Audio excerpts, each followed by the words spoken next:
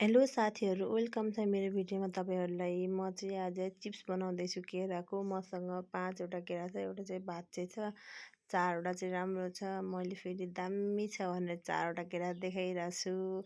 अनि मैले केरालाई छिलेँ, अनि पहिला हातले छिले भएन, अनि पछि चाहिँ चक्कुले कुन्टा गरेर छिलेँ। अनि त्यसपछि छिलिसकेपछि सफा पानीले धोएँ, अनि धोएर ल्याइसकेपछि कुन्टा गरेर मसिनो बनाएर काटेँ। जसले काट्दा नि हुन्छ, मलाई चाहिँ चक्कुले सजिलो लाग्छ, त्यही भएर म चाहिँ चक्कुले काट्दैछु। जे कुरा पनि म चक्कुले काट्छु पहिला, त्यही भएर चक्कुले काटेँ। अनि आगो बालेर तेल बसालेँ, तेल तातियो, त्यसपछि कुन्टा गरेर हालेँ मैले अलिअलि गरेर।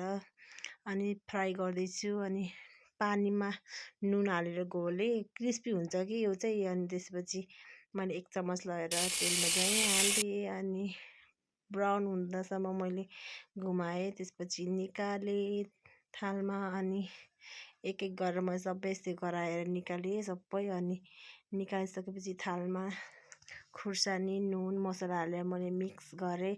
तपाईँहरूले जे हाल्दा नि हुन्छ, मलाई यसरी नै मनपर्छ, यति हालेँ। अनि कस्तो दामी देखिरहेको थियो, हेर्दै खाउँ खाउँ। त्यसपछि लगाएर मैले मम्मीलाई दिएँ सुरुमै, अनि मम्मीले टेस्ट गर्नुभयो, अनि मिठो छ भन्नुभएको छ, दामी छ भन्नुभयो। मम्मीले र मैले के गरेर खायौँ। आजको लागि यति, बाई साथीहरू।